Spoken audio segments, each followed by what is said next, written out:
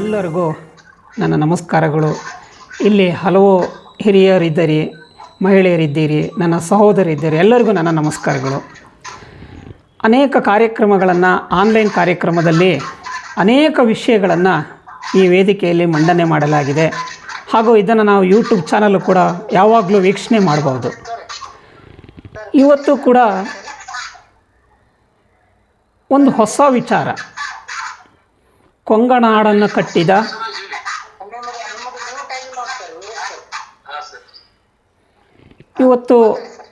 ಕೊಂಗನಾಡನ್ನು ಕಟ್ಟಿದ ಕೊಂಗಳ ಆಚಾರಿಗಳು. ಬಹುತೇಕರಿಗೆ ಇದೊಂದು ಹೊಸ ವಿಚಾರ. ನನ್ನನ್ನು ಹೊರತುಪಡಿಸಿ ಬಹುತೇಕರಿಗೆ ನನ್ನ ಊರಲ್ಲೂ ಕೂಡ ಈ ವಿಚಾರ ಗೊತ್ತಿಲ್ಲ. ಈ ಕೊಂಗನಾಡು ಮತ್ತು ಕೊಂಗಳ ಆಚಾರಿಗಳು ಅಂದರೆ ಯಾರು, ಕೊಂಗಳ ಆಚಾರಿಗಳು ಅಂದರೆ ಯಾರು ಅನ್ನೋದು ಭಾಳಷ್ಟು ಜನಕ್ಕೆ ಇದು ಗೊತ್ತಿಲ್ಲದಲೇ ವಿಚಾರ. ಯಾಕೆ ಇದನ್ನು ಹೇಳ್ತಾ ಇದ್ದೀನಿ ಇವತ್ತು ಅಂದರೆ, ನಮ್ಮ ಕರ್ನಾಟಕದಲ್ಲಿ ವಿಶ್ವಕರ್ಮ ಅನ್ನೋ ಒಂದು ಇತಿಹಾಸದಲ್ಲಿ ನಾವು ಅನೇಕ ಗುಂಪುಗಳನ್ನು, ಪರಂಪರೆಯನ್ನು ನೋಡ್ಬೋದು.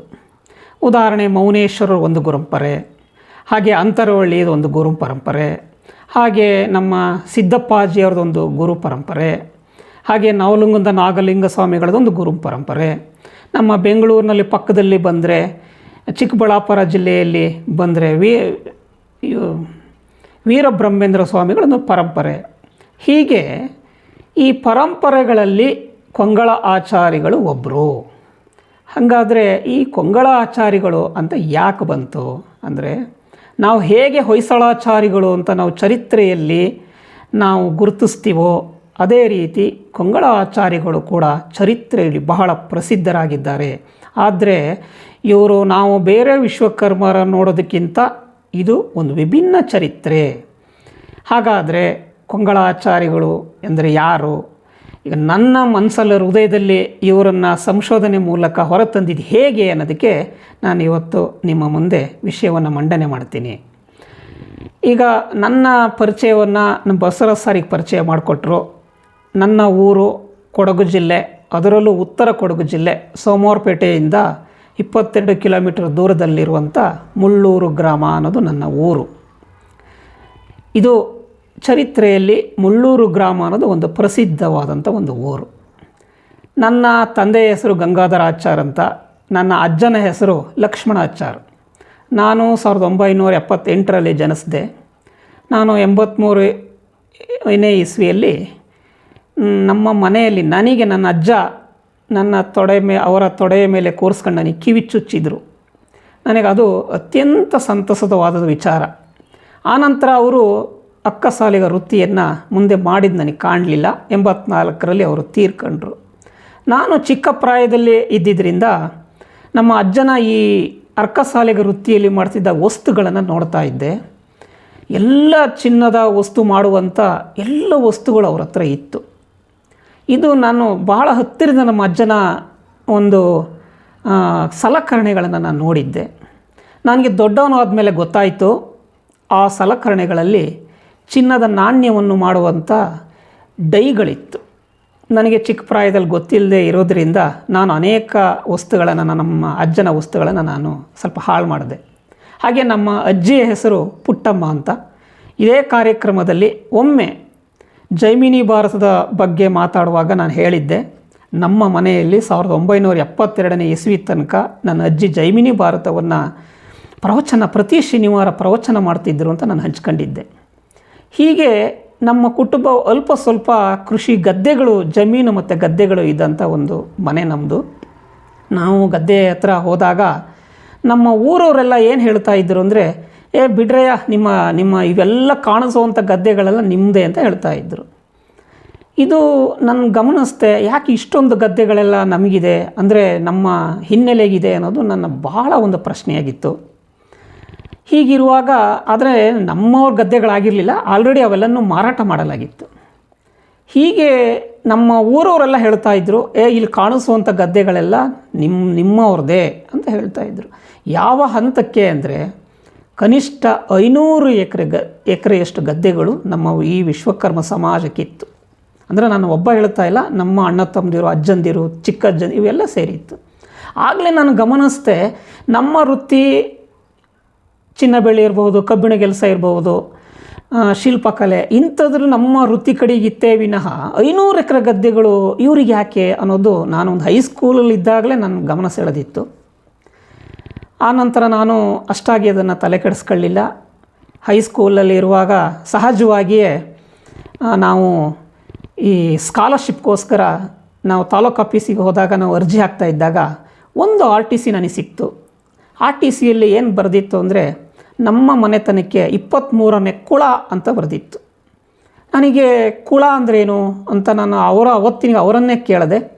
ಆಗ ಅವರು ಹೇಳಿದರು, ಇಲ್ಲ ನಿಮ್ಮದು ಯಾರು ಜಮೀನ್ದಾರಾಗಿರ್ತಾರೋ ಅವರಿಗೆ ಶ್ರೀಮಂತರು ಅಂತ ನಾವು ಗುರುತಿಸಲಾಗತ್ತೆ, ಆದ್ದರಿಂದ ಅದು ಹಾಗೆ ಬರೆದಿದೆ ಅಂತ ಅವ್ರು ಹೇಳಿದರು. ನಾನು ಆಗಲೂ ತಲೆ ಕೆಡಿಸ್ಕೊಳ್ಳಿಲ್ಲ. ಆನಂತರ ನಮ್ಮ ತಾಯಿಯ ತಂದೆ, ನಮ್ಮ ಪಕ್ಕದ ಊರ ಒಂದು 10 ಕಿಲೋಮೀಟರ್ ವ್ಯಾಪ್ತಿಯಲ್ಲಿ ನಾವು ಸಹಜವಾಗಿ ನಮ್ಮ ತಾಯಿಯ ತಂದೆ ತಾಯಿ ಮನೆಯಲ್ಲಿ ಬಾಲ್ಯದಲ್ಲಿ ಬೆಳೆದಿದ್ವಿ. ಆಗ ನಮ್ಮ ತಾಯಿಯ ತಾಯಿ ಅಜ್ಜಿ ಇದ್ರಲ್ಲ, ಅವ್ರು ಏನು ಹೇಳ್ತಿದ್ರು ಅಂದರೆ, ನಮಗೆ ನಿಮ್ಮ ವಂಶದವರೆಲ್ಲ ಭಾಳ ವೀರರು ಧೀರರು ರಾಜರಾಗಿದ್ದರು ಅಂತ ಹೇಳ್ತಾಯಿದ್ರು. ನಮಗೆ ಹೊಟ್ಟೆ ಊಟನೇ ಇಲ್ಲ, ನಾವು ಯಾವ ಸೀಮೆ ರಾಜರು ಅನ್ನೋದು ನನ್ನ ಭಾವನೆ. ಆದರೆ ಅವರು ಪದೇ ಪದೇ ಹೇಳ್ತಾಯಿದ್ರು. ನಮ್ಮ ಅಜ್ಜಿಗೆ ಸ್ವಂತಹ ಹತ್ತಿರ ಸಂಬಂಧಿಕರಾದ್ದರಿಂದ, ಇಲ್ಲ ನಮ್ಮ ಅಣ್ಣನ ಮನೆ ಭಾಳ ಹಿಂದಿನ ಪೂರ್ವಕರೆಲ್ಲ ದೊಡ್ಡ ಧೀರರಿದ್ದರು ರಾಜರಾಗಿದ್ದರು ಅಂತ ಹೇಳ್ತಾಯಿದ್ರು. ಯಾಕೆ ಅಂದರೆ ನಮಗೆ ಊಟನೇ ಇಲ್ಲ ಅಂದಮೇಲೆ ನಮಗೆ ಯಾವ ಕಿರೀಟ ರಾಜ ಅನ್ನೋದು ನನ್ನ ಭಾವನೆ. ಅವ್ರ ಜೊತೆ ಭಾಳ ನಕ್ಕಂದು ಸುಮ್ಮನಾಗ್ಬಿಟ್ಟಿದ್ದೆ, ಅದ್ರ ಬಗ್ಗೆ ತಲೆ ಕೆಡಿಸ್ಕೊಂಡಿರಲಿಲ್ಲ. ಹೀಗೆ ನಾವು ಯಾವಾಗ ಹೈಸ್ಕೂಲಿಗೆ ಬಂದನೋ, ನಮ್ಮ ಊರಲ್ಲಿ ಒಂದು ಜೈನ ಟೆಂಪಲ್ ಇದೆ. ಆ ಜೈನ ಟೆಂಪಲ್ಲು 1989 ಆಸ್ಪಾಸಿನಲ್ಲಿ ಅದನ್ನು ಜೀರ್ಣೋದ್ಧಾರ ಮಾಡಿದರು. ಆಗ ನನಗೆ ಆ ಜೈನ ಟೆಂಪಲ್ ಭಾಳ ಗಮನ ಸೆಳೀತು. ಒಮ್ಮೆ ಆ ಊರಿಗೆ ಜೈನ ಟೆಂಪಲ್ನ ಒಳಗಡೆ ಹೋಗಿ ನೋಡಿದಾಗ ಅಲ್ಲಿ ಬಹಳ ಸುಂದರವಾದ 3 ಜೀನ ಮೂರ್ತಿಗಳು ಇತ್ತು. ಅದನ್ನು ನೋಡಿದಾಗ ನನಗೆ ಭಾಳ ಸಂತೋಷ ಆಯಿತು. ಅಂದರೆ ಈ ಜೀನ ವಿಗ್ರಹಗಳನ್ನು ಮಾಡಿದವ್ರು ಯಾರು? ಸಹಜವಾಗಿಯೇ ಜೀನಾಲಯಗಳು ಇದ್ದ ಮೇಲೆ ಜೈನರು ಇರಲೇಬೇಕು. ನಮ್ಮ ಊರಲ್ಲಿ ಒಂದೇ ಒಂದು ಕುಟುಂಬ ಇತ್ತು, ಜೈನ ಕುಟುಂಬ ಮಾತ್ರ ಇತ್ತು. ಇಷ್ಟು ದೊಡ್ಡ ಊರಿನಲ್ಲಿ ಒಂದೇ ಒಂದು ಜೈನ ಕುಟುಂಬ ಇದೆಯಲ್ಲ, ಇದು ಹೇಗೆ ಸಾಧ್ಯ? ಇದು ಯಾರು ಏನು ಅನ್ನೋದು ನನ್ನ ಗಮನ ಸೆಳೆದಿತ್ತು. ಹಾಗೆ ನನ್ನ ಊರಲ್ಲಿ ಮುಳ್ಳೂರು ಗ್ರಾಮ ಇದೆಯಲ್ಲ, ಓಲ್ಡ್ ಊರಲ್ಲಿ ಒಟ್ಟು 250 ಮನೆಗಳಿದೆ. ಅದರಲ್ಲಿ 90 ಮನೆಗಳು ವಿಶ್ವಕರ್ಮರದ್ದು. ಭಾಳ ಆಶ್ಚರ್ಯ ಆಯಿತು. ಇಷ್ಟು ದೊಡ್ಡ ಮಟ್ಟದ ವಿಶ್ವಕರ್ಮ ಜನಸಂಖ್ಯೆ ನಮ್ಮ ಕೊಡಗು ಜಿಲ್ಲೆಯಲ್ಲಿ ಬೇರೆ ಯಾವ ಊರಲ್ಲೂ ಇಲ್ಲ. ಇದು ನನ್ನ ಒಂದು ವಿಷಯ ಭಾಳ ಗಮನ ಸೆಳೀತು. ಹಾಗೆ ಇತರ ಸಮಾಜದವರು ಬೇರೆ ಬೇರೆ ಇದ್ದರೂ ಕೂಡ ಓಲ್ಡ್ ಊರಲ್ಲಿ, ಅಂದರೆ ಸಾವಿರಾರು ವರ್ಷಗಳ ಇತಿಹಾಸ ಇರುವಂಥ ಊರು ಕಟ್ಟಿದ ಊರಲ್ಲಿ ವಿಶ್ವಕರ್ಮರು ಇದ್ದಿದ್ದು ನನ್ನ ಗಮನ ಸೆಳೀತು. ಹಾಗೆ ನಾನು ಅನೇಕ ಲೇಖನಗಳು ಬರೆಯುವಾಗ ನೋಡುವಾಗ ನನಗೊಂದು ಬಹಳ ನನ್ನ ತಲೆ ಕೆಡಿಸಿದ ವಿಚಾರ ಏನು ಅಂದರೆ, ಕೊಡಗು ಅನ್ನೋದು ಹೇಗೆ ಬಂತು ಅಂತ. ನಾನು ಅನೇಕ ವಿಚಾರಗಳನ್ನು ಲೇಖನಗಳನ್ನು ಓದಿದೆ, ತಿಳ್ಕೊಂಡೆ. ಕೊಡಗು ಅನ್ನೋದು ನನಗಷ್ಟು ಸಮಂಜಸ ಅನ್ನಿಸ್ಲಿಲ್ಲ. ಅನೇಕ ಸಂಶೋಧಕರು ಬರೆದರೂ ಕೂಡ ಸಮಂಜಸ ಅಂತ ಅನ್ನಿಸ್ಲಿಲ್ಲ. ನಮಗೆ ಕೊಡಗಿನ ಚರಿತ್ರೆಯನ್ನು ನೋಡಿದಾಗ ನಾವು ಹಾಲೇರಿ ವಂಶದ ರಾಜರನ್ನು ನಾವು ಬಹುತೇಕವಾಗಿ ಓದ್ತೀವಿ ವಿನಃ ಅದಕ್ಕಿಂತ ಹಿಂದೆ ನಮಗೆ ಯಾವುದೇ ರಾಜರ ಚರಿತ್ರೆ ಅನ್ನೋದು ನನಗೆ ಕಾಣಿಸ್ಲಿಲ್ಲ. ಹೀಗಿರುವಾಗ ಇವತ್ತಿನ ನಾನು ಹೇಳ್ತಾ ಇರುವಂಥ ವಿಚಾರ ಕೇವಲ 10ನೇ ಶತಮಾನದಿಂದ 13ನೇ ಶತಮಾನದ ಮಧ್ಯದಲ್ಲಿ ನಡೆದಂಥ ವಿಚಾರವನ್ನು ನಾನು ನಿಮ್ಮ ಮುಂದೆ ಇಡ್ತೀನಿ. ಹೀಗೆ ನನಗೆ ಪ್ರಶ್ನೆ ಮೇಲೆ ಪ್ರಶ್ನೆ ಬಂತು. ಮುಳ್ಳೂರಿನ ಹೆಸರು ಯಾಕೆ ಬಂತು? ನನ್ನ ಹೆಸರು ಮುಂದೆನೇ ಇದೆ, ಸತೀಶ್ ಮುಳ್ಳೂರು ಅಂತ. ನಿಜವಾಗ್ಲೂ ನನ್ನ ಒರಿಜಿನಲ್ ಹೆಸರು MG ಸತೀಶ್ ಅಂತ, ಅಂದರೆ ಮುಳ್ಳೂರು ಗಂಗಾಧರಾಚಾರ್ಯ ಮಗ ಸತೀಶ್ ಅಂತ.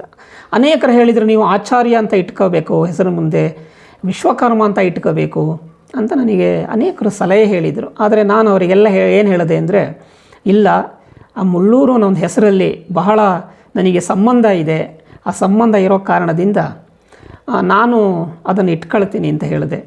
ಹೀಗೆ ನಾನು ಅನೇಕ ನಮ್ಮ ಊರಿನ ಬಗ್ಗೆ, ಸುತ್ತಮುತ್ತಲ ಬಗ್ಗೆ, ನಮ್ಮ ನಾವು ಯಾರು, ನಮ್ಮ ಹಿನ್ನೆಲೆ ಏನು, ನಮ್ಮ ಹಿನ್ನೆಲೆ ಏನು, ನಮ್ಮ ಊರಿನ ಹಿನ್ನೆಲೆ ಏನು ಅಂತ ನಾನು ಭಾಳಷ್ಟು ಆಲೋಚನೆ ಮಾಡಿದೆ. ಇದನ್ನು ಯಾಕೆ ಆಲೋಚನೆ ಮಾಡಿದೆ ಅಂದರೆ, ಉಳಿದಂಥ ವಿಶ್ವಕರ್ಮರಿಗೂ ಈ ಊರಿನಲ್ಲಿ ಇದ್ದಂಥ ವಿಶ್ವಕರ್ಮರಿಗೂ ಬಹಳ ಬಹಳ ವ್ಯತ್ಯಾಸ ಕಾಣಿಸ್ತು. ಯಾಕೆ ವ್ಯತ್ಯಾಸ ಕಾಣಿಸ್ತು ಅಂತ ಹೇಳಿದರೆ,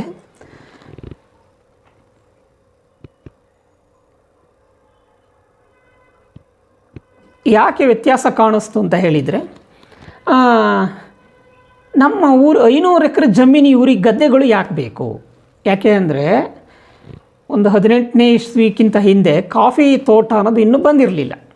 ಆಗ ಯಾರಿಗೆ ಗದ್ದೆ ಇದ್ದವರು ಅವರೇ ಶ್ರೀಮಂತರಾಗಿರ್ತಾ ಇದ್ದರು. ಅಂದರೆ ನನಗೆ ಹೊಳೆದಂಥ ವಿಚಾರ ಏನು ಅಂದರೆ, ನಮ್ಮ ಇಲ್ಲಿದ್ದಂಥ ವಿಶ್ವಕರ್ಮರು ಕೃಷಿಕರಾಗಿದ್ದರು.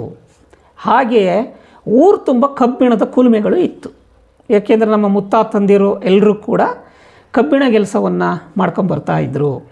ಹಾಗೆ ನನ್ನ ವಂಶವೃಕ್ಷವನ್ನು ನಾನು ಸ್ಟಡಿ ಮಾಡಿದಾಗ ನನ್ನ ತಂದೆಯ ಹೆಸರು ಗಂಗಾಧರಾಚಾರ್, ನಮ್ಮ ಅಜ್ಜನ ಹೆಸರು ಲಕ್ಷ್ಮಣಾಚಾರ್, ಅವರ ಅಜ್ಜನ ಅಂದರೆ ಅವರ ತಂದೆಯ ಹೆಸರು ಅಂದರೆ ನನಗೆ ಮುತ್ತಜ್ಜನ ಹೆಸರು ಬಡಗಿ ರಂಗಾಚಾರಿ ಅಂತ. ಇದು ನನ್ನ ಬಹಳ ಗಮನ ಸೆಳೆಯಿತು. ಬಡಗಿ ರಂಗಾಚಾರಿ ಅಂದರೆ ನಾವು ಬಡಗಿ ಮನೆತಂದ ಬಂದವರು ಅನ್ನೋದು ಒಂದು ನನ್ನ ಪ್ರಶ್ನೆ ಆಯಿತು. ಹೀಗೆ ನನಗೆ ಕೊಡಗುನ ಹೆಸರು ಯಾಕೆ ಬಂತು, ಇವ್ರಿಗೆ ಯಾಕೆ 500 ಎಕರೆ ಗದ್ದೆ ಇತ್ತು, ಅದು ಬೇರೆ ವಿಚಾರ. ಇವತ್ತು ಹೊಟ್ಟೆ ಊಟನೇ ಇಲ್ಲ ಬಿಡಿ, ಅದು ಬೇರೆ ವಿಚಾರ. ನಾನು ಚರಿತ್ರೆ ಹೇಳ್ತಾ ಇದ್ದೀನಿ ಅಷ್ಟೆ. ಆಮೇಲೆ 90 ಮನೆಗಳು, ಇಷ್ಟು ದೊಡ್ಡ ಗ್ರಾಮದಲ್ಲಿ 90 ಮನೆಗಳು ಇರುವಂಥ ಇವರೆಲ್ಲ ಯಾರು, ಇವರ ಹಿನ್ನೆಲೆ ಏನು ಅನ್ನೋದು ಬಹಳ ನನಗೊಂದು ಪ್ರಶ್ನೆ ಎತ್ಕಂಥ ಅನೇಕ ವಿಚಾರಗಳನ್ನು ನೋಡ್ತಾ ಇರುವಾಗ ಸುಮಾರು ಒಂದು 2016-17ರಲ್ಲಿ ನನಗೆ ಮೌನೇಶ್ವರ ವಚನಗಳನ್ನು ಓದ್ತಾ ಹೋದೆ. ಅವರ ಮೌನೇಶ್ವರ ವಚನಗಳು ನನಗೆ ಬಹಳ ಒಂದು ಹೃದಯದಲ್ಲಿ ಹಿಡಿಸ್ಬಿಡ್ತು. ಹಾಗೆ ನನಗೊಂದು ಪ್ರಶ್ನೆ ಉದ್ಭವ ಆಯಿತು. ನನ್ನ ಊರಿನ ಬಗ್ಗೆ, ನಮ್ಮ ಇತಿಹಾಸದ ಬಗ್ಗೆ ಇವರೆಲ್ಲ ಯಾರು ಅನ್ನೋದನ್ನು ಸ್ಟಡಿ ಮಾಡಬೇಕು ಅಂತ. ಹೀಗೆ ನಾನು ಸ್ಟಡಿ ಮಾಡ್ತಾ ಇದ್ದೆ, ಓದ್ತಾ ಇದ್ದೆ. ಇದಕ್ಕಿಂತ ಹಿನ್ನೆಲೆ ಏನು ಹೇಳಬೇಕಂದ್ರೆ, ನನಗೆ ವಿಶ್ವಕರ್ಮ ಎಲ್ಲರೂ ಜಾತಿ ಸರ್ಟಿಫಿಕೇಟಲ್ಲಿ ನಮ್ಮೂರವರೆಲ್ಲರೂ ವಿಶ್ವಕರ್ಮ ಅಂತ ಹೆಸರು ಪಡ್ಕೊಳ್ತಾ ಇದ್ರಲ್ಲ, ಈ ವಿಶ್ವಕರ್ಮನ ಹೆಸರು ಎಲ್ಲಿಂದ ಬಂತು ಅನ್ನೋದ್ರ ಮೇಲೆ ನಾನು ಗಮನ ಹರಿಸಿದೆ. ನನಗೆ ಯಾವ ದಾಖಲೆಯಲ್ಲೂ ಕೂಡ ವಿಶ್ವಕರ್ಮ ಜನಾಂಗ ಇತ್ತು, ಪ್ರಾಚೀನ ಕಾಲದಲ್ಲಿ ಇತ್ತು ಅಂತ ನನಗೆ ಕಾಣಿಸ್ಲೇ ಇಲ್ಲ. ಅದು ನನಗೆ ಕಾಣಿಸಿದ್ದು ಯಾವಾಗ ಅಂದರೆ 1975ನೇ ಇಸ್ವಿ ನಂತರ ಕಾಣಿಸ್ತು. ಆದರೆ ನಾನು ಒಂದು 100 ಶಾಸನಗಳ ಮೇಲೆ ಎಲ್ಲೂ ಅಧ್ಯಯನ ಮಾಡಿದರೂ ಕೂಡ ಎಲ್ಲಿಯೂ ಕೂಡ ನನಗೆ ವಿಶ್ವಕರ್ಮ ಜಾತಿ ಇತ್ತು ಅನ್ನೋದು ನನಗೆ ಕಾಣಿಸ್ಲೇ ಇಲ್ಲ. ಹಾಗಾದರೆ ನೀವೊಂದು ಪ್ರಶ್ನೆ ಕೇಳ್ಬೋದು, ಏನಂತ ಕಾಣಿಸ್ತು ಅನ್ನೋದು ಪ್ರಶ್ನೆ ಕೇಳಿದರೆ, ನಾನು ಶಾಸನ ಆಧಾರಿತವಾಗಿ ಹೇಳೋದಾದರೆ ಪಾಂಚಾಳ ಅನ್ನೋ ಹೆಸರು ನನಗೆ ಕಂಡು ಬಂತು. ಆಗ ನಾನು ಅಂದ್ಕೊಂಡೆ, ಈ ಊರಲ್ಲಿ ಪಾಂಚಾಳರು ಇದ್ದರು ಅಂದರೆ ನಾವು ವಿಶ್ವಕರ್ಮ ಅನ್ನೋದನ್ನು ತಾತ್ಕಾಲಿಕ ಹೆಸರು ಕೊಟ್ಟಿದ್ವಿ ವಿನಃ ನಮಗೆ ಪಾಂಚಾಳನ ಹೆಸರು ಮೂಲ ವಿಚಾರ ಅನ್ನೋದು ನಾನು ಗಮನಿಸಿದೆ. ಹೀಗಿರುವಾಗ ಈ ಪಾಂಚಾಳರ ಹಿನ್ನೆಲೆ ಏನು, ಇವರ ವೃತ್ತಿಗಳೇನು, ನಮ್ಮ ಗ್ರಾಮದಲ್ಲಿ ಇಷ್ಟೊಂದು ಕಬ್ಬಿಣದ ಕುಲುಮೆಗಳಿತ್ತು ಹೇಗೆ, ನಮ್ಮ ತಾತನ ಹೆಸರು ಬಡಗಿ ರಂಗಾಚಾರಿ ಅಂತ ಇತ್ತಲ್ಲ ಅನ್ನೋದು ನಾನು ಗಮನಿಸ್ತಾ ಹೋದೆ. ಹೀಗಿರುವಾಗ ಒಂದು ಶಾಸನ ಇಡೀ ನನ್ನ ಇತಿಹಾಸವನ್ನೇ ಬದಲಾವಣೆ ಮಾಡೋ ಥರ ಆಯಿತು. ಒಂದು ಶಾಸನ ಸಿಕ್ತು. ಆ ಶಾಸನ ಓದ್ತಾ ಹೋದೆ. ಅದು ಹಾಸನ ಜಿಲ್ಲೆಯ ದಾಖಲೆಯಲ್ಲಿದೆ. ಈ ಹಾಸನ ಜಿಲ್ಲೆಯ ದಾಖಲೆ ಓದುವಾಗ ಅಲ್ಲೂ ಒಂದು ಶಾಸನ ನನಗೆ ಬಹಳ ಎಷ್ಟು ಗಮನ ಹರಿಸ್ತು ಅಂದರೆ, ನನಗೆ ತುಂಬ ಇಷ್ಟ ಆಯಿತು ಆ ಶಾಸನ. ಆ ಶಾಸನದಲ್ಲಿ ಏನು ಹೇಳಿತ್ತು ಅಂದರೆ, 2026 ಫೆಬ್ರವರಿ 24ನೇ ದಿನಾಂಕದಂದು ವೆಂದಕಬ್ಬೆ ಮತ್ತು ಕೊಂಗಳ ಆಚಾರ್ಯ ಮಗ ಜಾಕವನು ಹೊಯ್ಸಳರ ನೃಪಕಾಮನ ಜೊತೆ ಹೋರಾಟದಲ್ಲಿ ಯುದ್ಧದಲ್ಲಿ ಸ್ಥಳದಲ್ಲಿಯೇ ಮೃತನಾದನು. ಅವನು ಮೃತನಾಗಿದ್ದ ದಿನ ಹುಣ್ಣಿಮೆಯ ದಿನ ಆಗಿತ್ತು ಅನ್ನೋದು ನನ್ನ ಗಮನ ಸೆಳೆಯಿತು. ಇದು ಏನಿದು, ಯಾರಿದು ಕೊಂಗಳಾಚಾರಿ, ಇಂಥ ವೀರ ಸತ್ತೋಗಿದನಲ್ಲ ಅಂತ ನಾನು ಅವನ ಮೇಲೆ ತುಂಬ ಅಧ್ಯಯನ ಮಾಡಿದೆ. ಅಧ್ಯಯನ ಮಾಡಬೇಕಾದ್ರೆ ಬರೀ ಸತ್ತೋಗಿರಲಿಲ್ಲ. ಯಾಕೆ ಅಂದರೆ ಅವನ ಹೆಸರಿನಲ್ಲಿ ಅನೇಕ ಗ್ರಾಮಗಳು ಇದ್ದವು. ಜಾಕವನಹಳ್ಳಿ, ಜಕ್ಕನಹಳ್ಳಿ ಅಂತ ನನಗೆ 4-5 ಗ್ರಾಮಗಳು ಹೆಸರು ಕಂಡು ಬಂತು. ಅಂದರೆ ಇವನು ಅಸಾಮಾನ್ಯ ವೀರ, ಧೀರ ಅನ್ನೋದು ನಾನು ಗಮನಿಸಿದೆ. ನನ್ನ ತಂದೆ ತಾಯಿಗಳು ನಮ್ಮ ಅಜ್ಜಿ ಹೇಳ್ತಿದ್ದಂಥ ಮಾತು ಸತ್ಯ ಆಗಿತ್ತು. ಯಾಕೆ ಅಂದರೆ ನಿಮ್ಮ ಪೂರ್ವಿಕರೆಲ್ಲ ಭಾಳ ವೀರರು ಧೀರರು ಆಗಿದ್ದರು ಅಂತ ಹೇಳಿದ ಮಾತು ಸತ್ಯ ಆಯಿತು. ಇದನ್ನು ನೋಡ್ಕೊಂಡು ನಾನು ಹೇಳೋ ಮಾತು ಬೇರೆ ಅಲ್ವಾ. ಈಗ ನಾವು ದಾಖಲೆಯನ್ನು ತೋರಿಸ್ಬೇಕಾಗತ್ತೆ. ಆ ದಾಖಲೆ ಇದ್ದಾಗ ಅವನ ಸಮಾಧಿ ಇದೆ ಅಂತ ನನಗೆ ಕಂಡು ಬಂತು. ಎಲ್ಲಿದೆ ಆ ಸಮಾಧಿ ಅಂತ ಹೇಳಿದಾಗ ಹಾಸನ ಜಿಲ್ಲೆಯ ಅರಕಲಗೂಡು ತಾಲೂಕು ಮಲ್ಲಿಪಟ್ಟಣ ಹೋಬಳಿ ಪಕ್ಕದಲ್ಲಿ ದೊಡ್ಡಬೆಮ್ಮತ್ತಿನ ಒಂದು ಗ್ರಾಮ ಇದೆ. ಆ ಗ್ರಾಮದಲ್ಲಿ ಹೆಣ್ಣೂರು ಕೊಂಗಳಲೆ ಅಂತ ಒಂದು ಗ್ರಾಮ ಇತ್ತು. ಆ ಗ್ರಾಮಕ್ಕೆ ನಾನು 2020ರಲ್ಲಿ ಹುಡಿಕೊಂಡು ಹೋದಾಗ ಊರವ್ರು ಕೇಳಿದೆ, ಇಲ್ಲಿ ಯಾವುದಾದ್ರೂ ಒಂದು ಸಮಾಧಿ ಇದೆಯಾ ಅಂತ ಕೇಳಿದೆ. ಅಲ್ಲಿ ಒಬ್ಬರು ಪ್ರೊಫೆಸರ್ ಅವರು ಭಾಳ ಇಷ್ಟಪಟ್ಟರು. ನೀವು ಬಂದಿದ್ದಕ್ಕೆ ನಂಗೆ ತುಂಬ ಖುಷಿ ಆಯಿತು ಅಂತ ಹೇಳಿ ಅಲ್ಲಿ ಒಬ್ಬ ವ್ಯಕ್ತಿ ನನಗೆ ಕರ್ಕೊಂಡು ಹೋಗಿ ಆ ಸಮಾಧಿಯನ್ನು, ಆ ವೀರಗಲ್ಲನ್ನು ತೋರಿಸಿದ್ರು. ಅದು ತೋರಿಸಿದಾಗ ನನಗೆ ನಿಜವಾಗ್ಲೂ ಅಲ್ಲೇ ಅಡ್ಡ ಬಿದ್ದು ನಾನು ನಮಸ್ಕಾರ ಮಾಡ್ಕೊಂಡೆ. ಯಾಕೆಂದರೆ 1000 ವರ್ಷಗಳ ಆ ಸಮಾಧಿ ಆ ಒಂದು ಹೊಲದಲ್ಲಿ ಇವತ್ತಿಗೂ ಇತ್ತು. ಆ ಪ್ರೊಫೆಸರ್ ಹೇಳಿದರು, ನಿಮಗೆ ಎಷ್ಟು ಹೇಳಿದ್ರು ಧನ್ಯವಾದ ಹೇಳಿದರೂ ಸಾಲದು. ಯಾಕೆ ಅಂದರೆ ನಾನು ಇದನ್ನು ಹಾಸನದ ಲೈಬ್ರರಿಯಲ್ಲಿ ಓದಿದ್ದೆ, ಆದರೆ ನೀವು ಇವತ್ತು ಹುಡುಕೊಂಬಂದಿದ್ದೀರಲ್ಲ ಅಂತ ಹೇಳಿ ಅವರು ತುಂಬ ಖುಷಿಪಟ್ಟರು. ನನಗೆ ಇದನ್ನು ನನಗೆ ನಿಜವಾಗಿ ಹೇಳ್ಬೇಕು ತಡ್ಕೊಳಕ್ಕಾಗಲಿಲ್ಲ.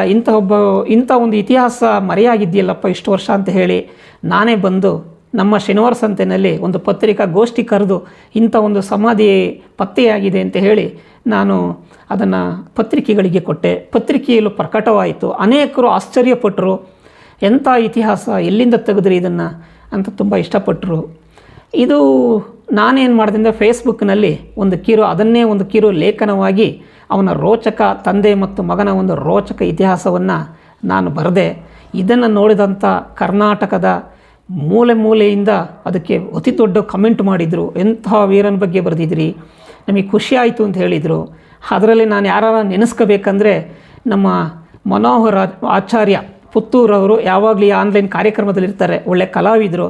ಸರ್ ಇದಕ್ಕೊಂದು ಚಿತ್ರ ಬರ್ಕೊಡೋಕ್ಕಾಗತ್ತಾ ಅಂತ ಹೇಳಿದೆ. ಅಯ್ಯೋ ಅದಕ್ಕೇನಂತೆ ಅಂತ ಹೇಳಿ ಅವರು ಒಂದೇ ದಿವಸಕ್ಕೆ ಅದಕ್ಕೊಂದು ಚಿತ್ರ ಬರ್ಕೊಟ್ರು. ಯಾಕೆಂದರೆ ನನಗೊಂದು ಕಲ್ಪನೆ ಬೇಕಾಗಿತ್ತು, ಹೇಗಿರ್ಬೋದು ಅವನು ವೀರ ಅಂದರೆ.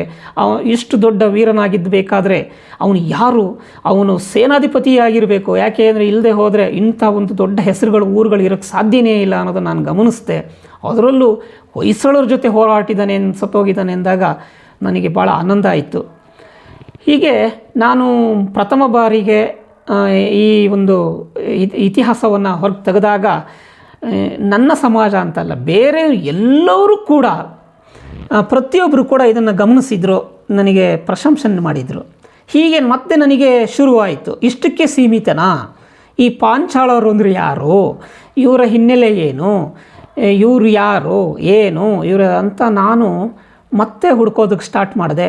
ಮತ್ತು ನನಗೆ ದೀರ್ಘ ಅಧ್ಯಯನ ಮಾಡಿದೆ. ಎಲ್ಲ ದಾಖಲೆಗಳನ್ನು ಏನಿದೆ ಈ ಕೊಡಗಿನ ಇತಿಹಾಸ ಎಲ್ಲಿದೆ ಅಂತ ನಾನು ಹುಡುಕೋಂತ ಹೋದಾಗ ಮತ್ತೊಂದು ಶಾಸನ ಸಿಕ್ತು. ಆ ಮತ್ತೊಂದು ಶಾಸನ ಯಾವುದು ಅಂದರೆ ನಮ್ಮ ಮುಳ್ಳೂರು ಗ್ರಾಮದಿಂದ 7-8 ಕಿಲೋಮೀಟರ್ ದೂರದಲ್ಲಿರುವ ಒಂದು ಮಾಲಂಬಿ ಗ್ರಾಮ ಅಂತ ಗ್ರಾಮ ಇತ್ತು. ಆ ಗ್ರಾಮದಲ್ಲಿ ನಾನು ಹೋಗಿ ಇದೇ ಥರ ಒಂದು ಶಾಸನವನ್ನು ಹುಡುಕೊಂಡು ಹೋದಾಗ ಒಂದು ಓಲ್ಡ್ ಊರು, ಒಂದು ಕಾಡಿನ ಮಧ್ಯದಲ್ಲಿ ಆ ಓಲ್ಡ್ ಊರಿತ್ತು. ಈಗ ಹೊಸ ಊರಾಗಿದೆ. ಆ ಮಾಲಂಬಿ ಬೆಟ್ಟ ಅಂತಿದೆ. ಆ ಬೆಟ್ಟದ ತಪ್ಪಲಿನ ಒಂದು ಸಣ್ಣ ದೇವಸ್ಥಾನವನ್ನು ಜೀರ್ಣೋದ್ಧಾರ ಮಾಡಿದ್ದಾರೆ. ಅದರ ಎದುರುಗಡೆ ಒಂದು ಶಾಸನ ಇತ್ತು.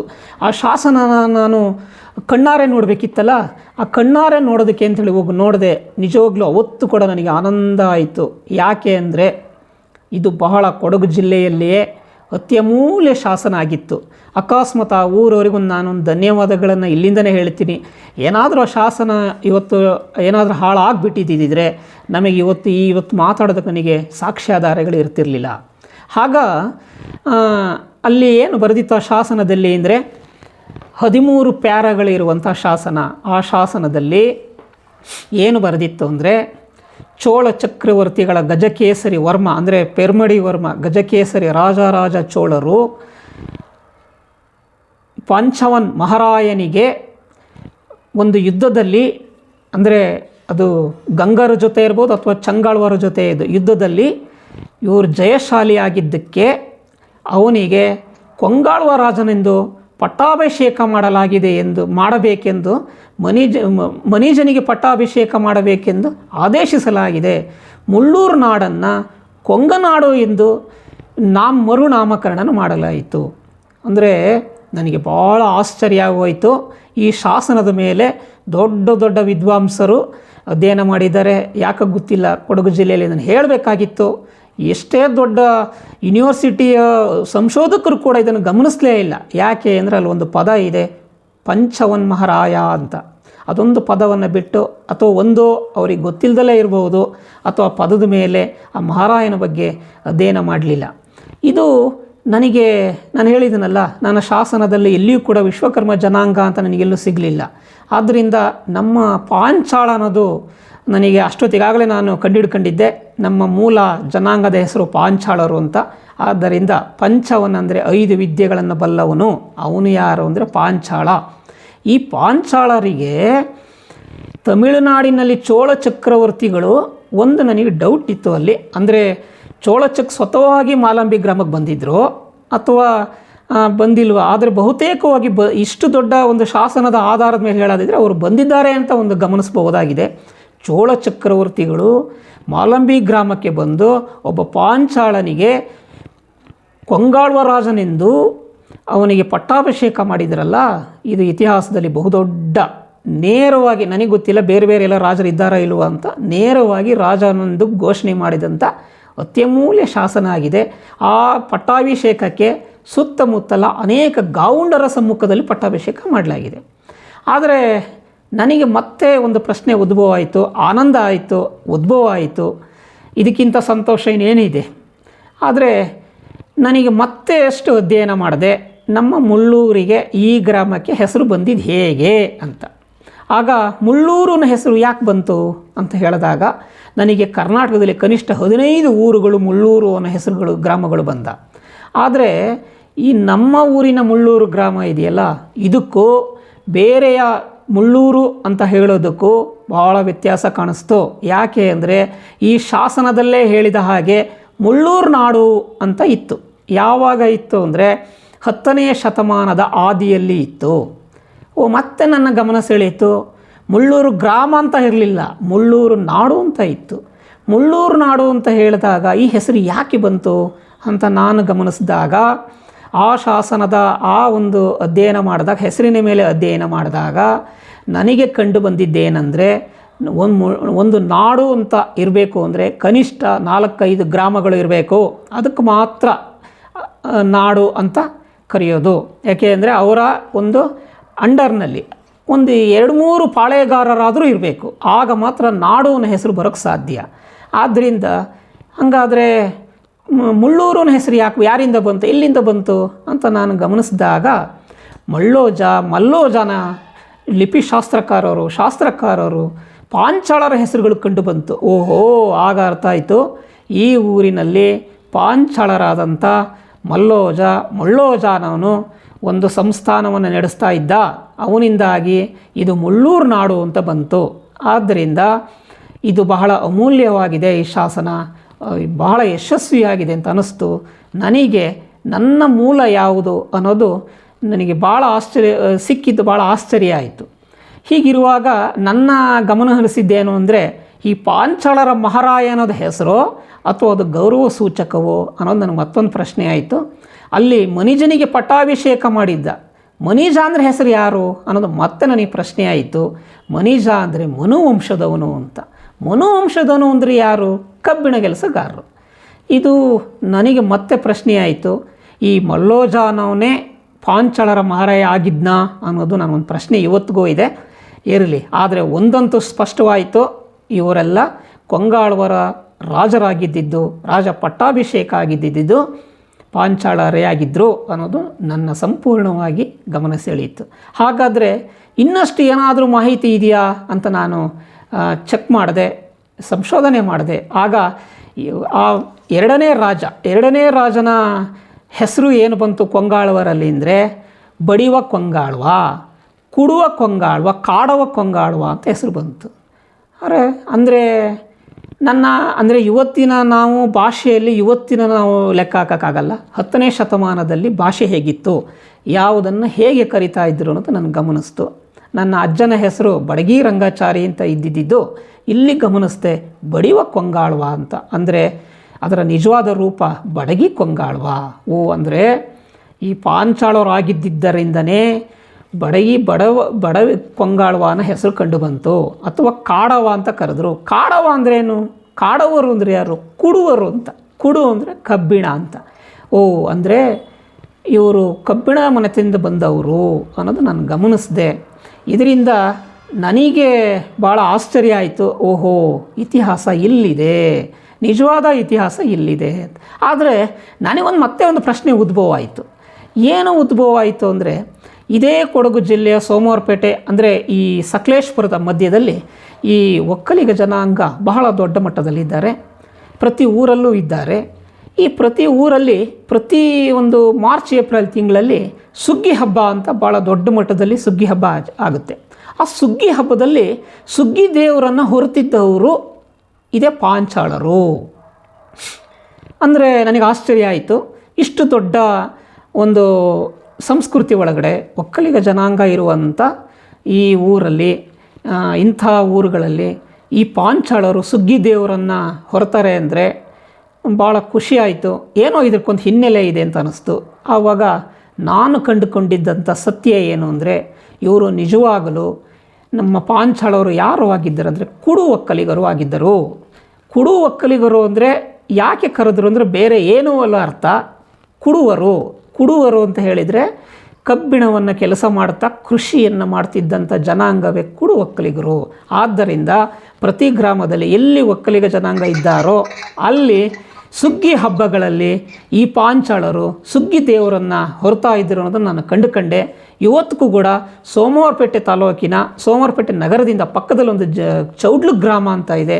ಅಲ್ಲಿ ಇವತ್ತಿಗೂ ಸುಗ್ಗಿ ದೇವರನ್ನು ಹೊರುವವರು ಇದೇ ಪಾಂಚಾಳರಾಗಿದ್ದಾರೆ ನಾನು ಕಂಡುಕೊಂಡೆ.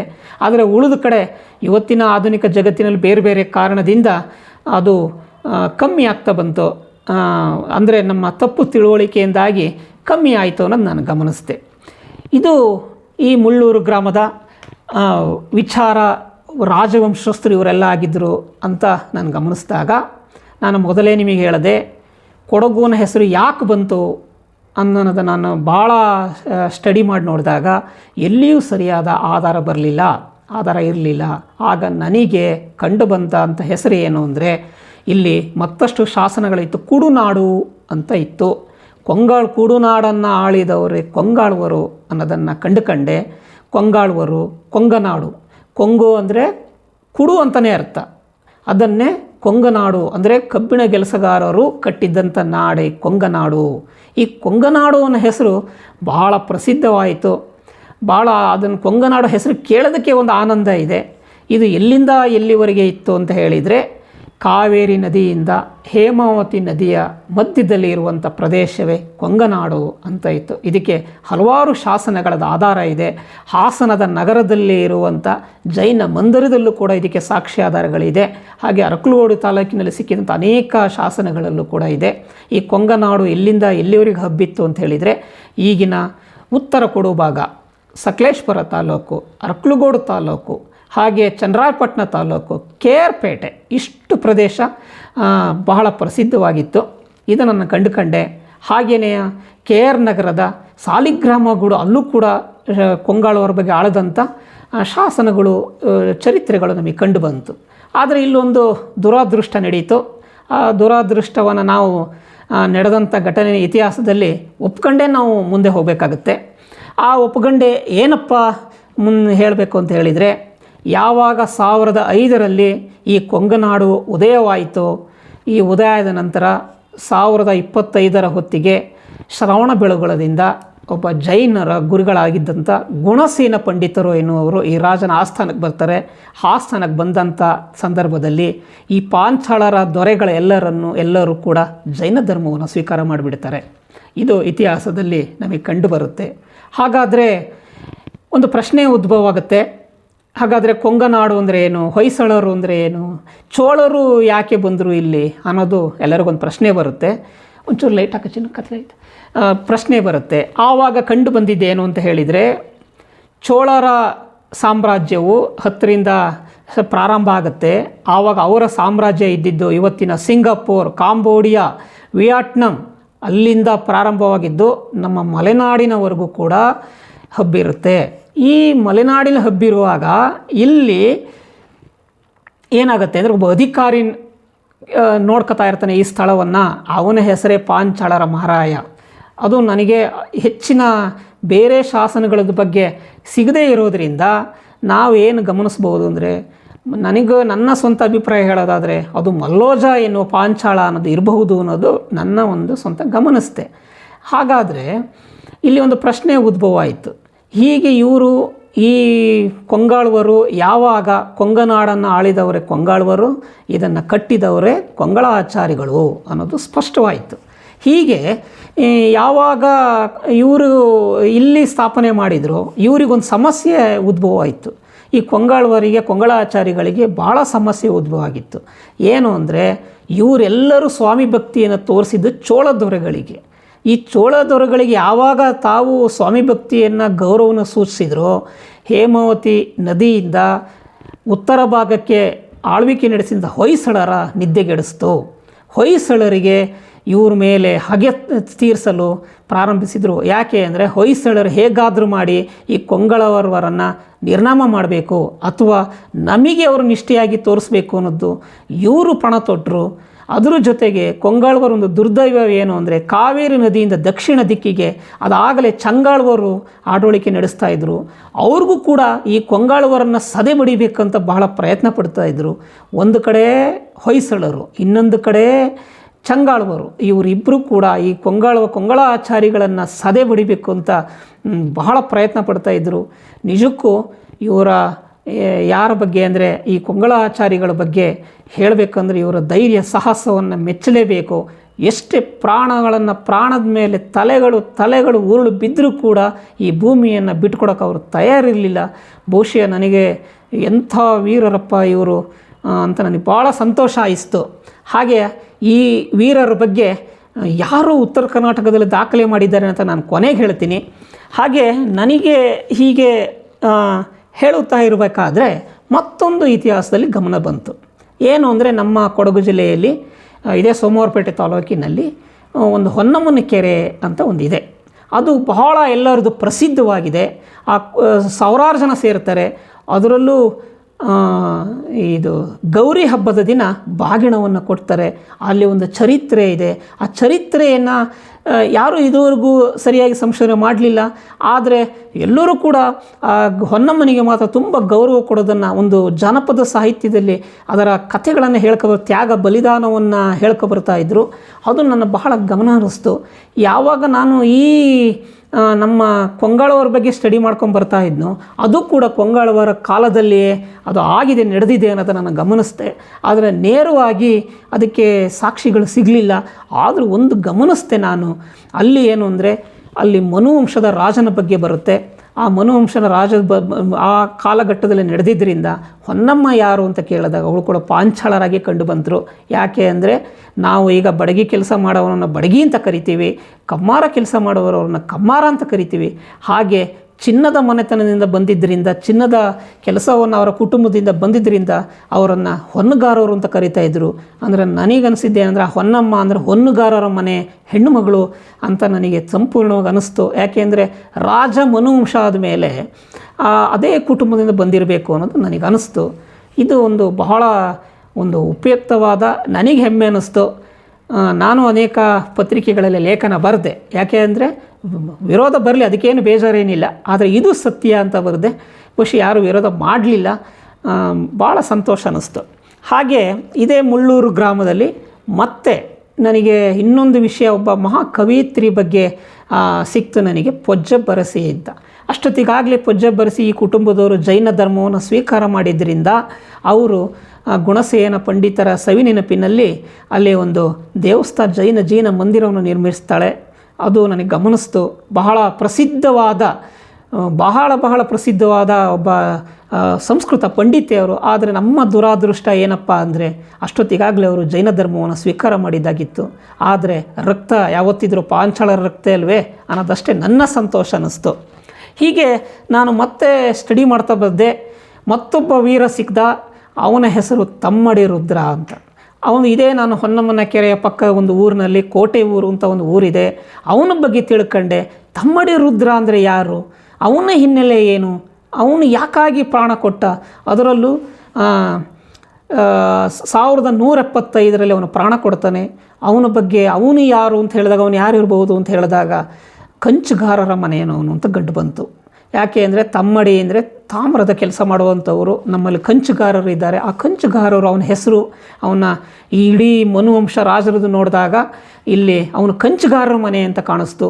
ಅವನು ಎಂತಹ ವೀರನಾಗಿದ್ದ ಅಂದರೆ, ಆದರೆ ಎಲ್ಲರೂ ಹೇಳ್ತಾರೆ ಅವನೊಬ್ಬ ಇದ್ದಂತೆ ಸತ್ತೋದ್ನಂತೆ ಹೇಳ್ತಾರೆ. ಆದರೆ ಅವ್ರಿಗೆ ಯಾರಿಗೂ ಇತಿಹಾಸದ ಗೊತ್ತಿಲ್ಲದಿರೋದ್ರಿಂದ ಬಾಯಿ ಮಾತಲ್ಲಿದೆ. ಆದರೆ ಅವನು ನಿಜವಾಗ್ಲೂ ತಮ್ಮಡಿ ರುದ್ರನೇ ಆಗಿದ್ದಾನೆ. ಅವನ ಸಮಾಧಿ ಇವತ್ತಿಗೂ ಇದೆ.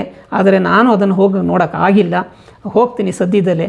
ಆದರೆ ಅವನ ಬಗ್ಗೆ ಚರಿತ್ರೆಯಲ್ಲಿ, ಶಾಸನದಲ್ಲಿ ಎಂತಹ ಒಂದು ವಿಚಾರ ಹೇಳಿದ್ದಾರೆ ಅಂದರೆ, ಅವನು ಎರವರ್ತಿ ಜನಕ್ಕೆ ಸುರ ಕುಜಮಂ ನಿರುತ್ತಂ ಕಾಮಿನ ನರೇಕನ ಅಭಿಮಾನ ಕಾಮಂ ಪದ ಬಳಕೆ ಭೀಮಸೇನಂ ಪದ ಪದ ಯುಗ್ಮ ಭೃಂಗ ನೆನಪ ತಮ್ಮಡಿ ರುದ್ರ ಅಂತ. ಅಂದರೆ ಭೀಮನಿಗೆ ಹೋಲಿಸಿ ಅವನನ್ನು ಬರೆಯಲಾಗಿದೆ, ಅವನ ವರ್ಣನೆ ಮಾಡಲಾಗಿದೆ.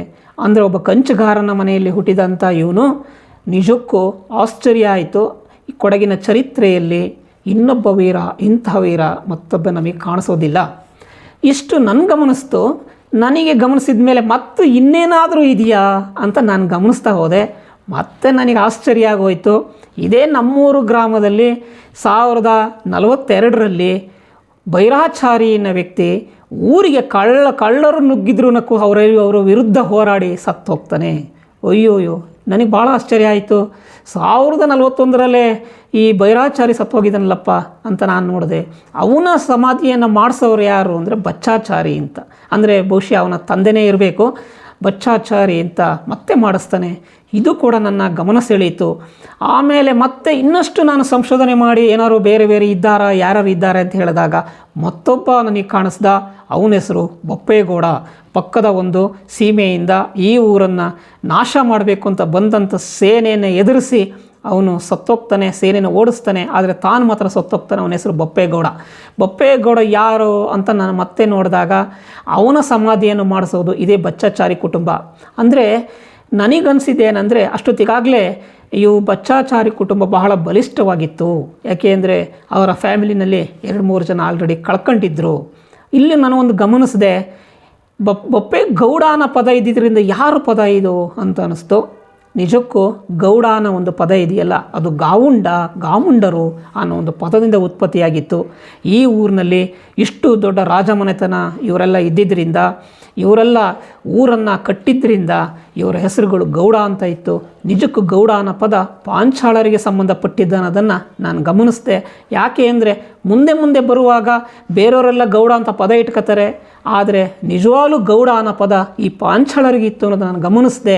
ಯಾಕೆ ಅಂದರೆ ಕುಡು ಒಕ್ಕಲಿಗರು ಕಟ್ಟಿದ್ದಂಥ ನಾಡೆ ಕೊಂಗನಾಡು. ಈ ಕೊಂಗನಾಡಲ್ಲಿ ಇದ್ದಾರಲ್ಲ ಇವರೆಲ್ಲ ಗೌಡಗಳು. ಈ ಗೌಡ ಅನ್ನೋ ಪದ ಭಾಳ ಆಡಳಿತ ನಡೆಸಿದ್ರಿಂದ ಇವರಿಗೆ ಆ ಪದ ಕಂಡು ಬಂತು ಅನ್ನೋದು ನನಗೆ ಭಾಳ ಆಶ್ಚರ್ಯ ಆಯಿತು ಕಂಡು. ಇದೇ ಒಂದು ಆಧಾರದ ಮೇಲೆ ಇವರೆಲ್ಲ ಒಂದು ದೊಡ್ಡ ಸೇವೆಯನ್ನು ಮಾಡಿದ್ರಿಂದ ಮುಂದಿನ ಬಂದಂಥ ಈ ಒಕ್ಕಲಿಗ ಸಮಾಜ ಏನಿದೆಯೋ ಅವರು ಇದ್ದಂಥ ಊರುಗಳಲ್ಲಿ ನಮ್ಮ ಮೂಲ ಜನಾಂಗ ಯಾವುದು ಅಂದರೆ ಇದೇ ಪಾಂಚಾಳರು, ಕುಡು ಒಕ್ಕಲಿಗರು ಅಂತ ಹೇಳಿ ಅವರೆಲ್ಲ ಸುಗ್ಗಿ ಹಬ್ಬಗಳಲ್ಲಿ, ದೇವಸ್ಥಾನಗಳಲ್ಲಿ ಇವರನ್ನು ಮೆರವಣಿಗೆ ಮಾಡ್ತಾ ಆ ದೇವರನ್ನು ಉತ್ಸವದಲ್ಲಿ ಪಾಂಚಾಳರೇ ಮುಖ್ಯ ಪಾತ್ರ ವಹಿಸ್ತಿದ್ರು ನಾನು ಕಂಡುಕೊಂಡೆ. ಹೀಗೆ ಇಷ್ಟೆಲ್ಲ ನಾನು ಹೇಳಿದ ಮೇಲೆ ಒಂದು ಅರ್ಧ ಗಂಟೆ ನಿಮ್ಮ ಹತ್ರ ಮಾತಾಡಿದೆ. ಆದರೆ ಕೊಂಗಳಾಚಾರಿಗಳ ಬಗ್ಗೆ ಎಲ್ಲಾದರೂ ಉಳಿದಂಥ ದಾಖಲೆಗಳು ಯಾರಾದರೂ ಮಾಡಿದ್ದಾರಾ ಅಂತ ನನಗನ್ನಿಸ್ತು. ಆಗ ನನಗೆ ಒಬ್ಬ ಉತ್ತರ ಕರ್ನಾಟಕದ ಅಪರೂಪ ಒಬ್ಬ ವ್ಯಕ್ತಿ ಸಿಕ್ಕಿದ್ರು. ಅವರ ಹೆಸರು ಡಾಕ್ಟರ್ ರಾಜಶೇಖರ್ ಬಡಿಗೇರ್ ಅಂತ. ಅವರು 2002ರಲ್ಲಿ ಒಂದು ಗ್ರಂಥ ಬರೀತಾರೆ ನೋಡಿ, ಇಲ್ಲೇ ಇದೆ, ವೀರಗಲ್ಲಿನ ವೀರರು ಅಂತ. ಅವರು ಅನೇಕ ಲೇಖನ ಬರೆದಿದ್ದರು. ಒಂದಷ್ಟು ಪರ ಮತ್ತು ವಿರೋಧಗಳಿದೆ. ನಾನು ಆ ವಿಚಾರದ ಬಗ್ಗೆ ಹೇಳಕ್ಕೆ ಹೋಗಲ್ಲ. ಆದರೆ ಈ ಗ್ರಂಥ ನನಗೆ ಆಕಸ್ಮಿಕ ಎಲ್ಲೋ ಸಿಕ್ತು. ಸುಮಾರು ತಂದಿಟ್ಕೊಂಡು 1 ವರ್ಷ ನಾನು ಅದನ್ನು ಹಾಗೆ ನನ್ನ ಲೈಬ್ರರಿಲಿ ಇಟ್ಟಿದ್ದೆ. ಆನಂತರ ಒಂದು ದಿವಸ ತಗೊಂಡು ಓದೇ ಬಿಡೋಣ ಅಂತ ಪೂರ್ತಿ ಓದಿದಾಗ ನನಗೆ ಇನ್ನೊಂದು ಭಾಳ ಆಶ್ಚರ್ಯ ಕಾದಿತ್ತು. ಆ ಆಶ್ಚರ್ಯ ಏನಪ್ಪ ಅಂದರೆ, ಅವರು ಇಡೀ ಕರ್ನಾಟಕವನ್ನೆಲ್ಲ ಸ್ಟಡಿ ಮಾಡಿ ಈ ಪಾಂಚಾಳ ಜನಾಂಗದಲ್ಲಿ ಯಾರ್ಯಾರು ವೀರರಿದ್ದಾರೆ ಅಂತ ಇಡೀ ಕರ್ನಾಟಕವನ್ನು ಸ್ಟಡಿ ಮಾಡಿ ಬರೀತಾರೆ. ಆದರೆ ಅವರ ಆ ಸ್ಟಡಿಯಲ್ಲಿ ಅತಿ ಹೆಚ್ಚು ವೀರರನ್ನು ಕಳ್ಕೊಂಡಿದ್ದು ನಾಡಿಗೋಸ್ಕರ ಮಾತೃಭೂಮಿಗೋಸ್ಕರ ಹೋರಾಡಿದ್ದು ಇದೇ ಕೊಂಗಳಾಚಾರಿಗಳು. ಎಷ್ಟು ಅಂದರೆ ಅವರ ಸಂಶೋಧನೆಯಲ್ಲಿ 13 ಜನ ವೀರರನ್ನು ನಾಡಿಗೋಸ್ಕರ ಮಾತೃಭೂಮಿಗೋಸ್ಕರ ಮಣ್ಣಿಗೋಸ್ಕರ ಪ್ರಾಣತ್ಯಾಗ ಬಲಿದಾನವನ್ನು ಮಾಡಿದ್ದು ನಾನು ಗಮನಿಸಿದೆ. ಇಷ್ಟು ವೀರರು ಇಡೀ ಕರ್ನಾಟಕದಲ್ಲಿ ಬೇರೆ ಯಾವ ಗ್ರಾಮದಲ್ಲೂ ಇಲ್ಲ. ಇದು ನಿಜವಾಗ್ಲೂ ಒಂದು ಬಹಳ ಕಣ್ಣೀರಿನ ಕಥೆ ಅಂತಲೇ ಹೇಳ್ಬೋದು. ಯಾಕೆಂದರೆ ಮಾತೃಭೂಮಿಗೋಸ್ಕರ ತ್ಯಾಗ ಬಲಿದಾನವನ್ನು ಮಾಡಿದಂಥ ಈ ಕೊಂಗಳಾಚಾರಿಗಳು ಕಟ್ಟಿದಂಥ ನಾಡೆ ಕೊಂಗನಾಡ ಆಯಿತು. ಆ ಕೊಂಗನಾಡೆ ಮುಂದೆ ಕೊಡಗು ಅನ್ನೋ ಹೆಸರು ಬಂತು ಅನ್ನೋದಕ್ಕೆ ನನಗೆ ಹೇಳೋದಕ್ಕೆ ಅತ್ಯಂತ ಸಂತೋಷ ಆಗುತ್ತೆ. ಬೈಯೋರು ಬೈರಲಿ, ಹೇಳೋರು ಹೇಳಲಿ. ಯಾಕೆ ಅಂದರೆ ಕೊಂಗನಾಡಿನ ಹೆಸರೇ ಕೊಂಗನಾಡಿನ ಹೆಸರು ಕೊಡಗು ಅಂತ ಬಂತೇ ವಿನಃ ನನಗೆ ಬೇರೆ ಆಧಾರನೇ ಎಲ್ಲೂ ಕಾಣಿಸ್ಲಿಲ್ಲ. ಇದು ನನಗೆ ಅತ್ಯಂತ ಸುಂದರವಾಗಿ ಇಷ್ಟು ಚೆನ್ನಾಗಿದೆಯಲ್ಲ ಇತಿಹಾಸ.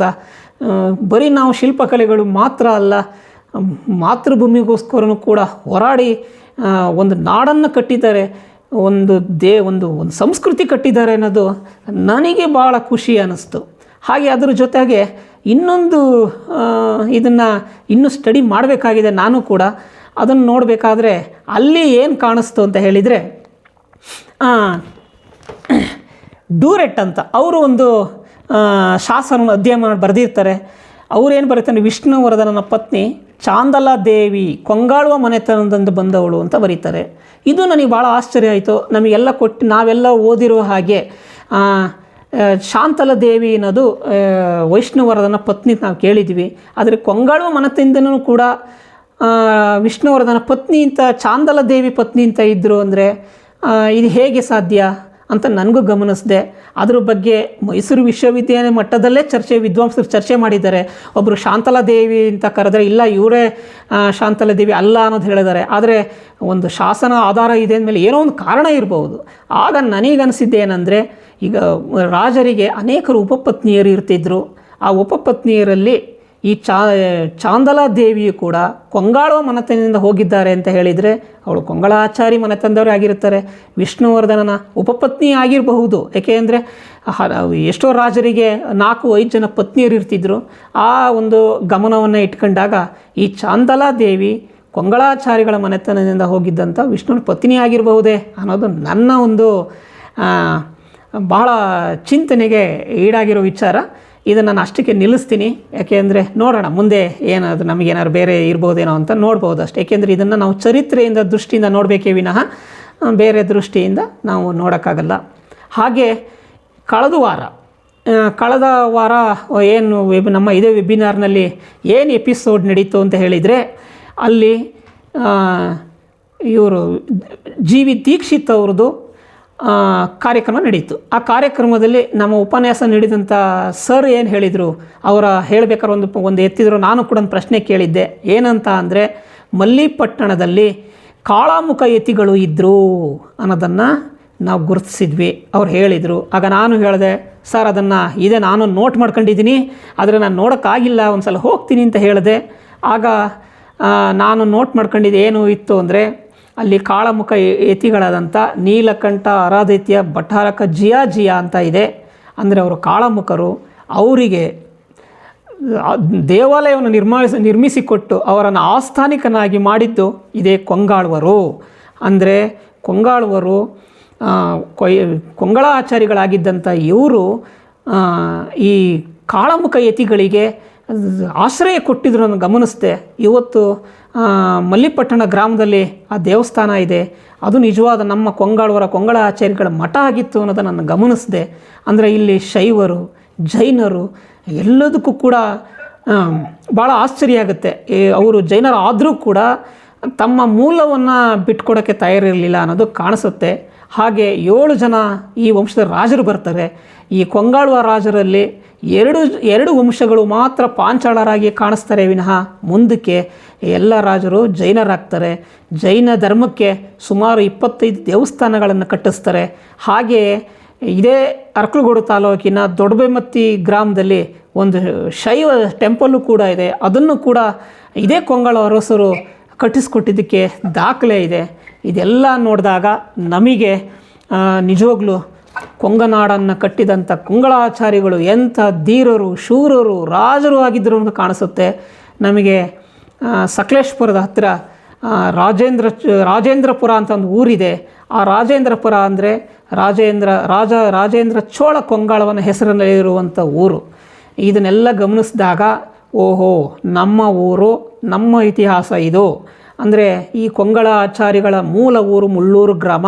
ಇಲ್ಲಿದ್ದಂಥ ಎಲ್ಲ ಪಾಂಚಾಳರು ಮಲೆನಾಡಿನ ಪ್ರತಿ ಊರಿಗೂ ಹೋಗಿ ನೆಲೆಸಿದರು. ಊರಿಗೆ ಹೋಗಿ ಕಬ್ಬಿಣದ ಕುಲುಮೆನ ಹಾಕಿದರು, ಅಲ್ಲಿ ಸಂಸ್ಕೃತಿಯನ್ನು ಕಟ್ಟಿದರು ಅಂತ ನನಗನ್ನಿಸ್ದು.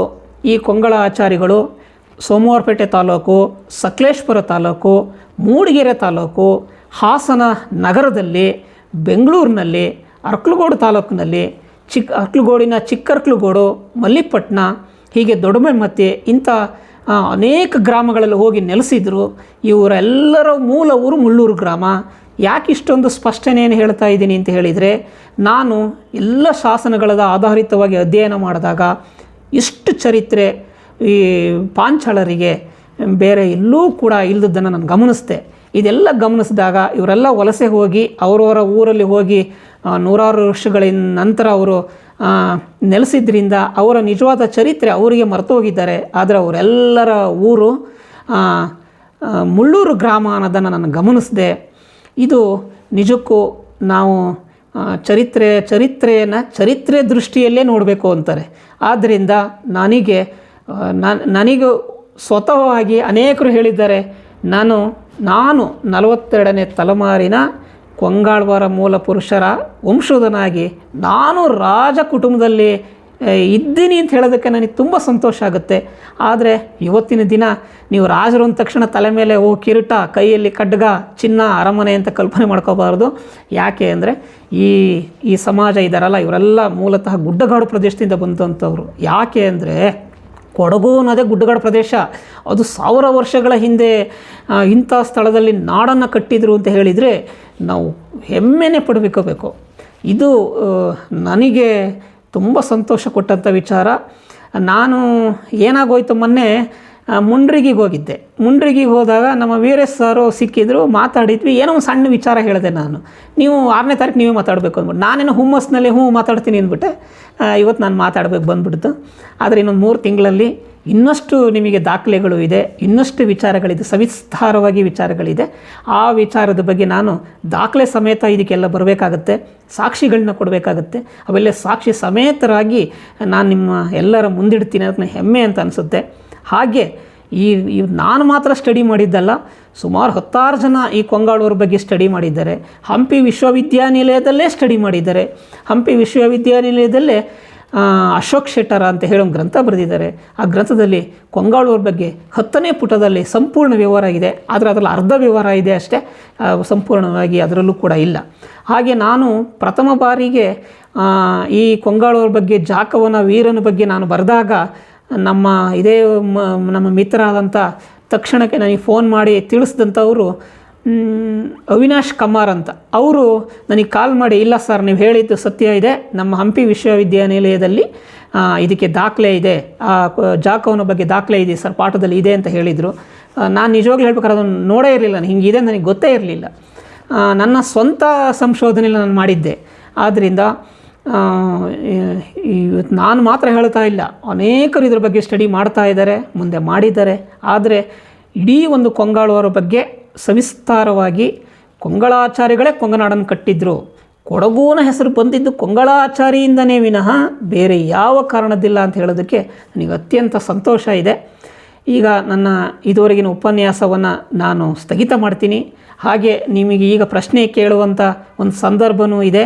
ಆದರೆ ನನ್ನ ಮನವಿ ಏನೇನೆಂದರೆ, ಈ ಕಾರ್ಯಕ್ರಮವು ಆನೇರ್ ಕಾರ್ಯಕ್ರಮ ಹೋಗ್ತಾ ಇರೋದರಿಂದ, ಭಾಳ ಸೂಕ್ಷ್ಮ ವಿಚಾರ ಆಗಿರೋದ್ರಿಂದ ಯಾವ ಸಮುದಾಯ ಬಗ್ಗೆ ಆಗಲಿ, ಯಾರ ಬಗ್ಗೆ ಆಗಲಿ, ಯಾವ ವ್ಯಕ್ತಿಯ ಬಗ್ಗೆ ಆಗಲಿ ಮಾತನಾಡದೆ ಬಹಳ ವಿಶ್ವಾಸಪೂರ್ವಕವಾಗಿ, ಗೌರವಾನ್ವಿತವಾಗಿ ಪ್ರಶ್ನೆ ಕೇಳಿದರೆ ಒಳ್ಳೆಯದು ಅಂತ ಹೇಳಿ ನನ್ನ ಇವತ್ತಿನ ಉಪನ್ಯಾಸವನ್ನು ನಾನು ನಮ್ಮ ವೀರೇಶ್ ಬಡಿಗೇರ್ ಸರ್ ಅನೇಕರಿಗೆ ವೇದಿಕೆ ಕೊಟ್ಟು ನೀವು ಮಾತಾಡ್ರಿ ಅಂತ ಹೇಳಿ ಅನೇಕರಿಗೆ ವೇದಿಕೆ ಕೊಟ್ಟು ಮಾತಾಡಿಸ್ತಾ ಇದ್ದಾರೆ. ಇದು ದೇವ್ರ ಕೆಲಸ. ಯಾಕೆ ಅಂದರೆ ಎಲ್ಲೋ ಮೂಲೆಯಲ್ಲಿ ನಿನ್ನೆ ನನಗೆ ಬಹಳ ತುಂಬ ಖುಷಿಯಾಯಿತು. ಅವರು ಎಂಥದ್ದು ಪತ್ತರ್ ಸರ್ ಅಂತ. ನಾನಿವತ್ತು ಉಪನ್ಯಾಸ ಮಾಡ್ತೀನಿ ಹೇಳಿದ ತಕ್ಷಣವೇ 10 ನಿಮಿಷದಲ್ಲಿ ಒಂದು ನನ್ನ ಚಿತ್ರವನ್ನು ಬರೆದು ಕಳಿಸಿದರು. ನನಗೆ ಭಾಳ ಆನಂದ ಕೊಡ್ತು. ಇಂಥವರೆಲ್ಲ ನಮ್ಮ ಅಭಿಮಾನಿಗಳಿದ್ದಾರೆ, ಪ್ರೀತಿ ವಿಶ್ವಾಸದಲ್ಲಿದ್ದಾರೆ. ನನ್ನ ಮೇಲೆ ನಾನು ಮಾತನಾಡಬಲ್ಲೆ ಅನ್ನೋ ಒಂದು ವಿಶ್ವಾಸದಿಂದ ವೀರೇಶ್ ಬಡಿಗೇರ್ ಸರ್ ನನಗೆ ಒಂದು ವೇದಿಕೆಯನ್ನು ಕಲ್ಪಿಸಿಕೊಟ್ಟಿದ್ದಕ್ಕೆ ನನ್ನ ಅನಂತ ಧನ್ಯವಾದ ತಿಳಿಸ್ತಾ, ನೀವೆಲ್ಲರೂ ಅಂದರೆ ನಮ್ಮ ವಿಶ್ವಕರ್ಮ ಸಂಸ್ಕೃತಿ ಒಳಗಡೆ 41 ಜಾತಿಗಳು ಇದೆ. ಅಂಥದ್ರ ಒಂದು ಸಂಸ್ಕೃತಿ ಒಳಗಡೆ ಕೊಂಗಳಾಚಾರಿಗಳು ಒಬ್ಬರು. ಅವರನ್ನು ಯಾವತ್ತೂ ಕೂಡ ಚರಿತ್ರೆಯಲ್ಲಿ ಮರಿಬಾರ್ದು. ಯಾಕೆಂದರೆ ಮರೆಯೋಕ್ಕಾಗೋದೇ ಇಲ್ಲ. ಯಾಕೆಂದರೆ ಇಂಥ ಒಂದು ಚರಿತ್ರೆ ಕರ್ನಾಟಕದಲ್ಲಿ ಮತ್ತೆ ಇಲ್ಲ ಅಂತ ಹೇಳ್ತಾ, ನೀವೆಲ್ಲ ನನ್ನ ಏನಾದರೂ ಇದರಲ್ಲಿ ತಪ್ಪುಗಳಿದ್ದರೆ ಅಥವಾ ಏನಾದರೂ ವಿಷಯ ಆಚೆ ಈಚೆ ಆಗಿದ್ದರೆ ಮನ್ನಿಸ್ಬೇಕಂತ ಹೇಳ್ತಾ ನನ್ನ ಉಪನ್ಯಾಸವನ್ನು ಸ್ಥಗಿತ ಮಾಡ್ತೀನಿ. ಓಂ ನಮೋ ವಿಶ್ವಕರ್ಮಣೆ. ನಮಸ್ಕಾರ.